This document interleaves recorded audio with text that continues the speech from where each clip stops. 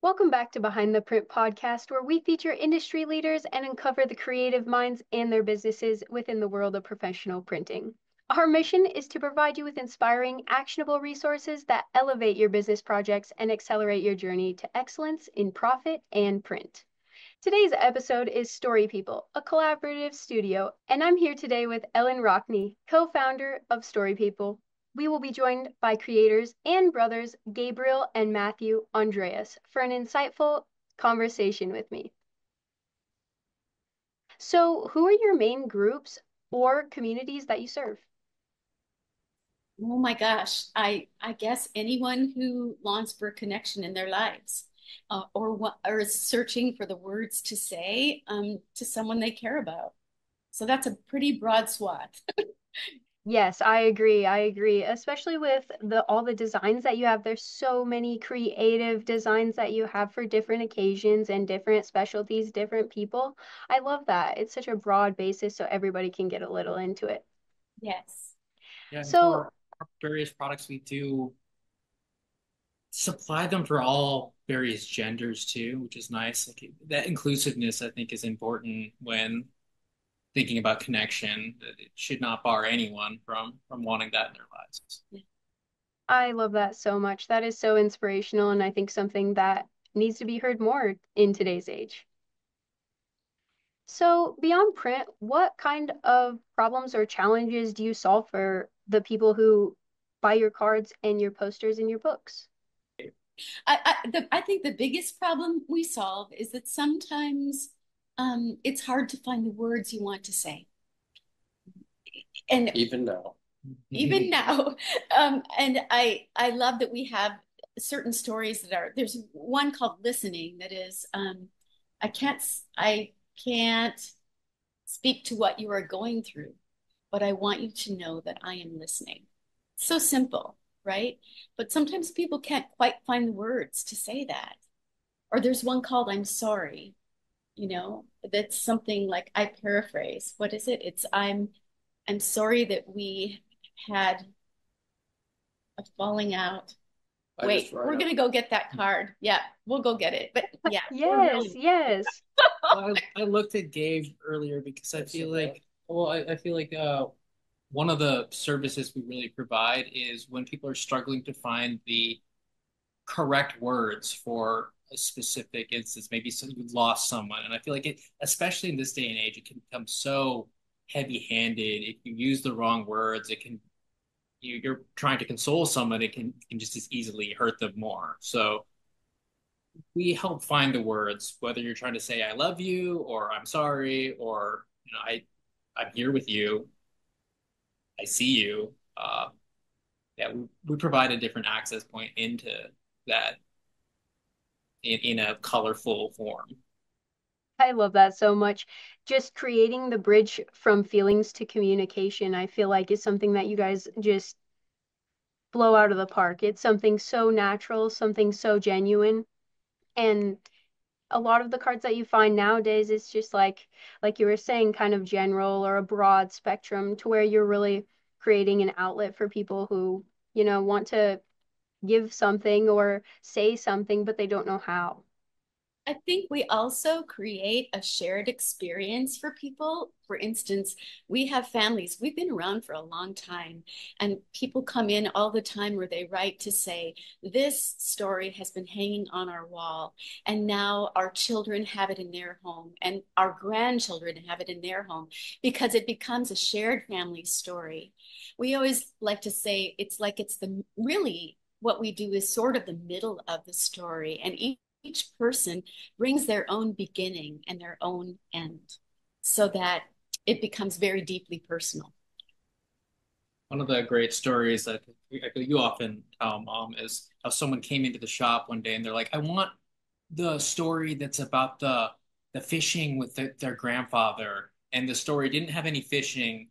It didn't have a grandfather in it. It's just that the stories are so personal and that you resonate with like a part of your own history that you're like, oh, for them, it was about them and their grandpa fishing. Even that That wasn't. is so cool. I love that. Yeah.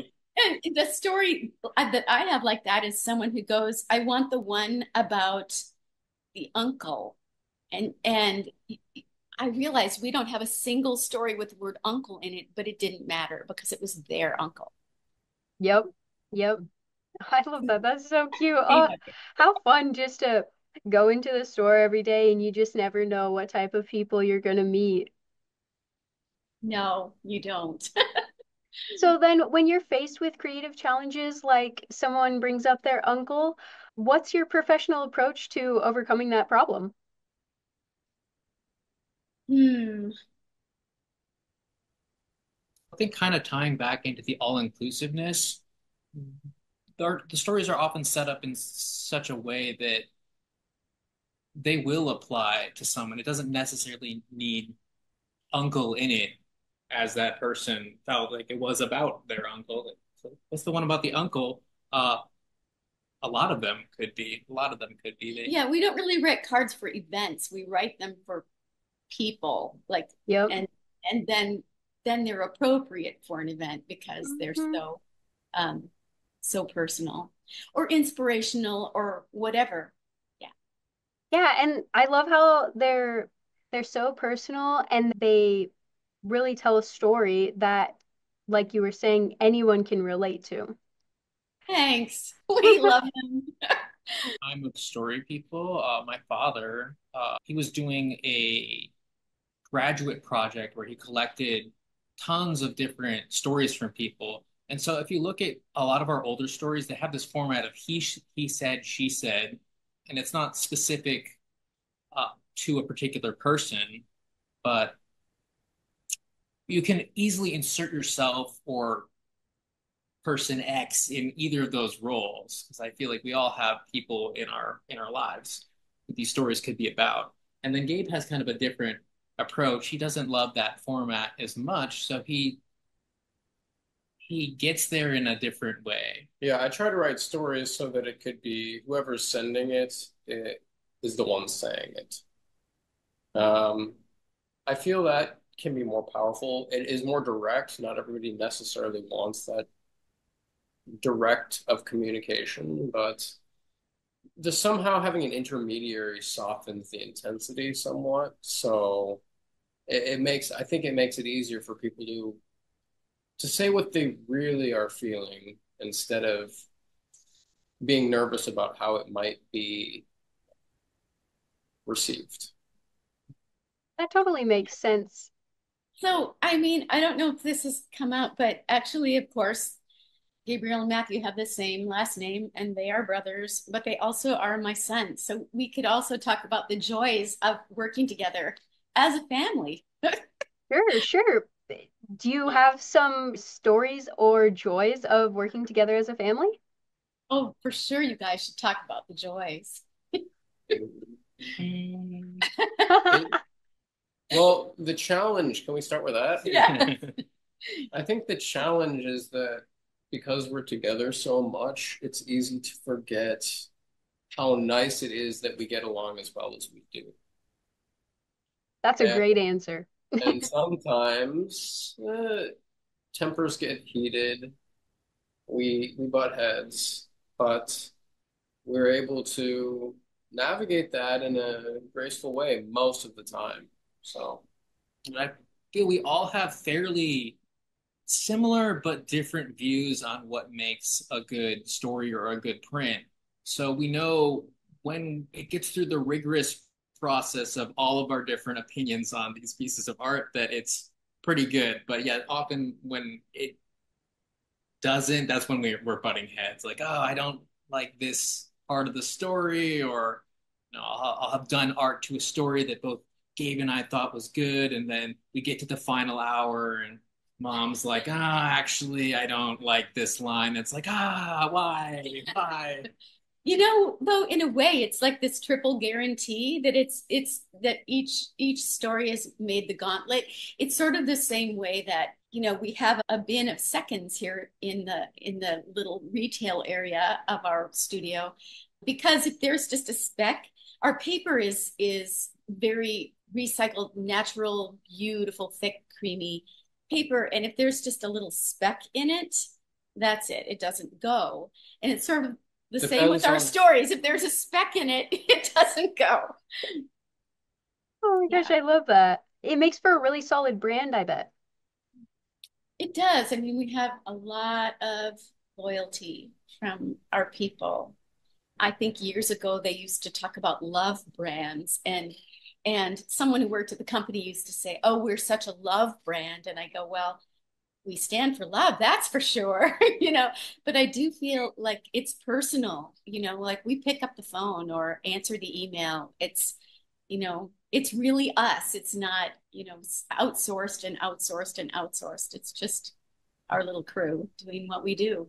I can personally say it can be challenging when I've made a piece of art and I'm like, I like this piece of art, and I hear it's just not there. But then invariably, I look back, having done this for a number of years now, I look back a couple years later and be like, they were right. It wasn't there. So sometimes, hearing it from your family when it's so fresh, like it's hard not to get attached to the artistic process. So I think that's one of the challenges, but I feel as we worked over the years, we've overcome it more and more. And we all have our various strengths that we bring to it. Gabe is, of course, really good at writing. He also does songwriting, so he has a lot of experience in that short form. And mom is she's a great editor, and I Yes. No. make the watercolor stories, but I also do a lot of the curation for our book. I did the order of the pages, so knowing how things will flow into each other. The calendar The too. calendar That's too. really, really spearhead that. Make sure like the art and the colors and the stories all flow into each other well, and that it's a congruent experience. I just have to say a word about this calendar because, of course, you guys printed it, and we've had some adventures in printing for sure. I've just been saying to people, I think this is my favorite, and it has to do not just with the content, but with the execution. Really beautiful, beautiful job that Printing Center did. We're super psyched. And I mean, I know a lot of people do a calendar and it's like, oh, here are some pictures and here and fill in the days. But we literally each year reinvent the whole thing, all new art. And we put a holiday on every day, and they're all holidays that humans have actually created that exist. And we try to mix it up each year, except that every year there's going to be Talk Like a Pirate Day on September 19th, because of course. And the beauty of it is that when people get the calendar, the first thing they do is, of course, can you guess? Look at Check the their dates. what is my holiday? Well, it depends. Some woman came in and she was saying she doesn't like to look ahead because it spoils it. Yes. So a number of people actually, they're like, no, I never look ahead, which is tricky because then they can't look on the back either because it's got all the pages. But some people have good discipline, and I It's applaud like them. a sacred calendar. Like, do I look? Do I not look? Right? It kind of is that way for some people. Very And true. it's really fun the way people will call. Like one year we ran out just before Christmas, and this guy called and he's like, "You don't understand. I have to have 14 of these calendars." And we literally, it was too late to get them anywhere because we didn't know about you guys yet. And so we just went down to our local copy shop and we said, we're going to charge you half price for these. These are not actual calendars. And he was like, thank you, thank you. It's really funny. Well, that sounds like a success for sure. I mean, going out of your way to just even print those, even if they aren't the authentic copies from Story People, he values your work and he definitely loves your calendar. He basically said, I cannot go to the family holiday without them. I will not, they won't even let me in the door. So What a sweetheart. Oh my goodness. Well, you've clearly made a name for yourself. What is uh, your approach to those calendars or greeting cards that makes you different from others in the space? I don't know that we're different from other artists that are making greeting cards or anything else. I mean, to be in business in this modern age, it requires, to me, as a small business, complete attentiveness to all of those details. It's just, if you're going to make the art, then you need to serve it. And so I don't think we're different from other places necessarily. I think the thing that makes them really different, though, because I'm not sure I entirely agree with that, is the stories. It has its own tone. I mean, there are other cards with art, other cards with stories, but it's, they're not story people flavored. It's just the flavor, I guess. So There's other ice cream out there, but it's story people flavored ice cream. I don't know.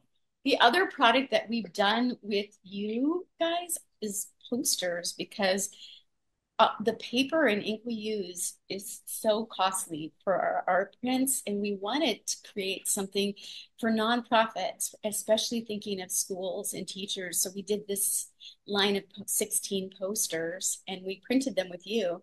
And it's worth sharing that the one that is our North Star, it's on every print and every card. Mission statement And story. and to show your beautiful work, this poster is just gorgeous. And the story, Gabe, do you want to read it since you wrote it? Sure. It says, imagine a world where we listen to everyone's stories and learn we are not as different as we are the same.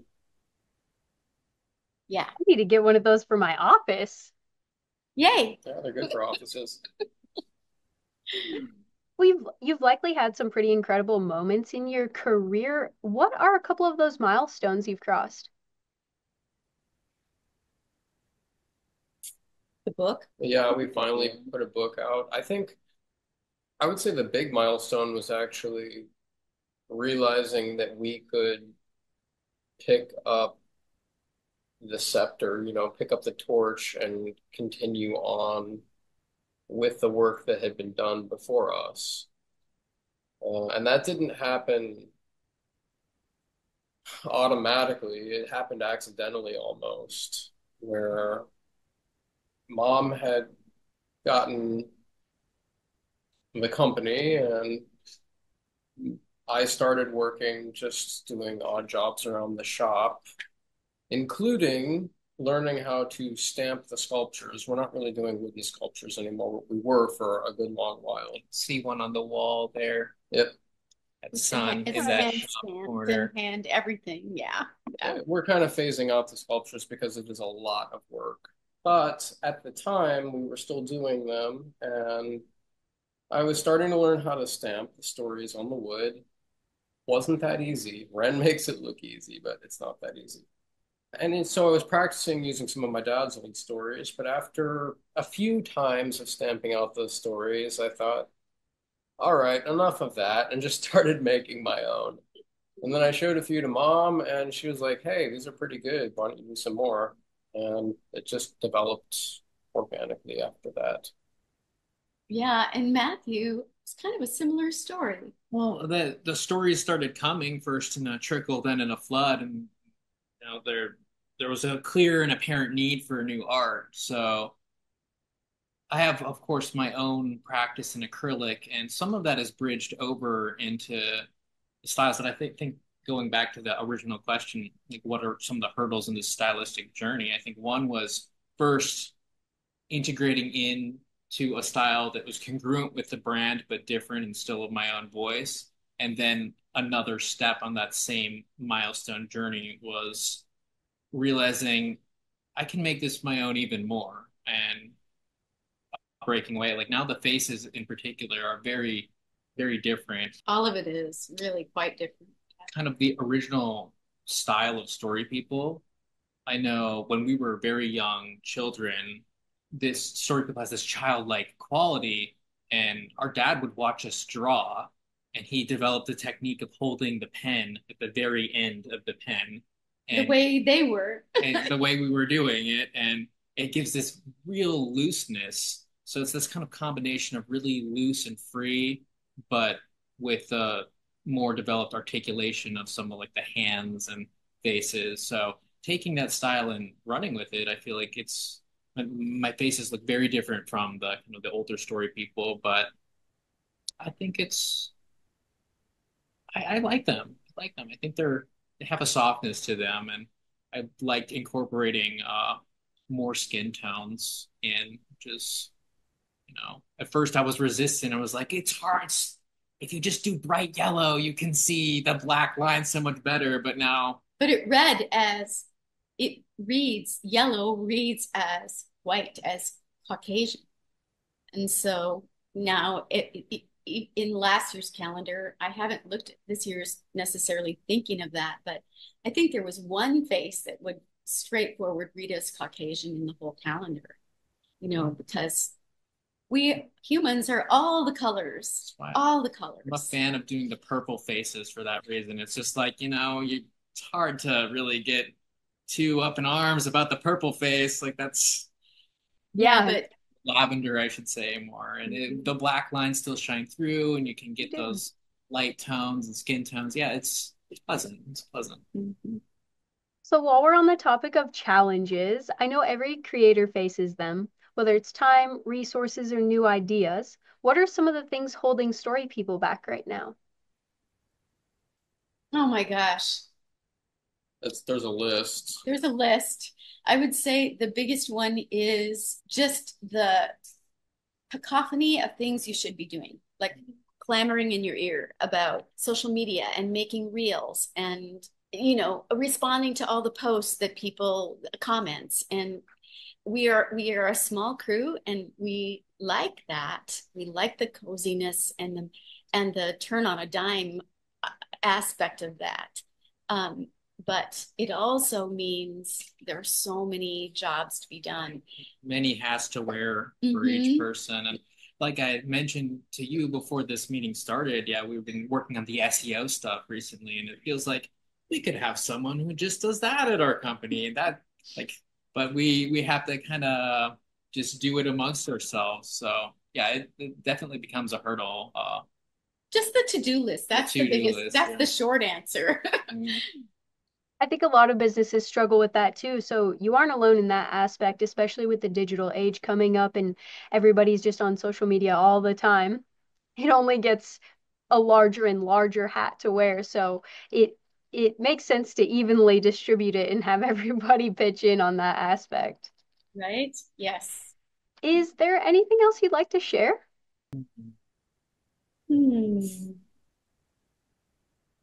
I'm working on writing copy for our website and kind of getting a little bit more knowledge around how Google reads tags.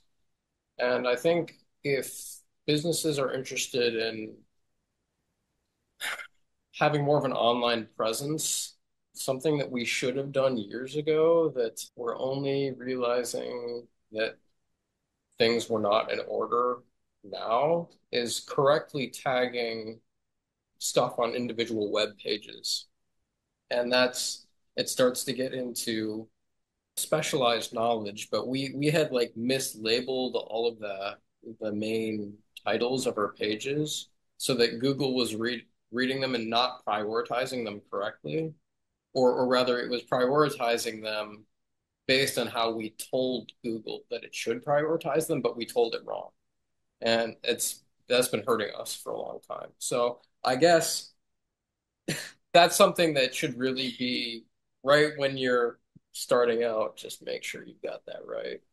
It'll help a lot. And I think everyone is aware too now of like collecting for their email list. And we are fortunate in that we've been around such a long time that we have a significant email list. But that's another one, is to treat your list as if they are your friends. Like you aren't going to call your friend all the time. And I know people do this. A lot of businesses do that, but we can't bring ourselves to be them. And so, we like to think that people hear from us when we really have something to say.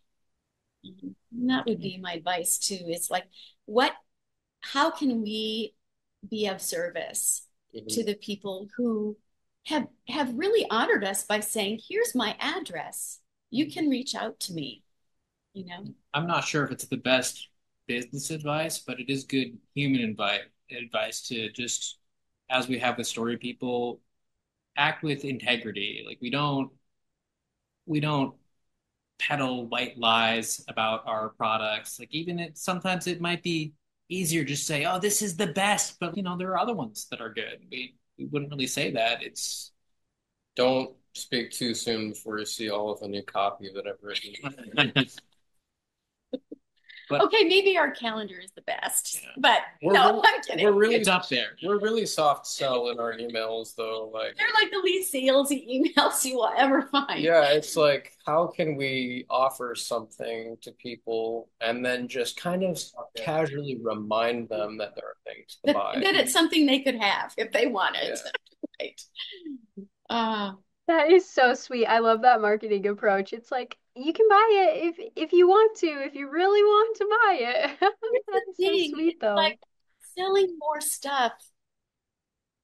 I mean, I know it's a thing in America, right? Sell stuff, sell stuff, sell stuff, but um, we just want people to have the stories. And for some people, that means they sign up for Story of the Day and they get it in their inbox every day and they have it.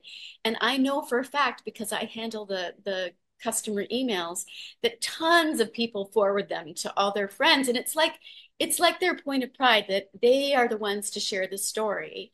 And I'll say, I believe you meant to forward this rather than send it back to us or whatever, or have a really personal note.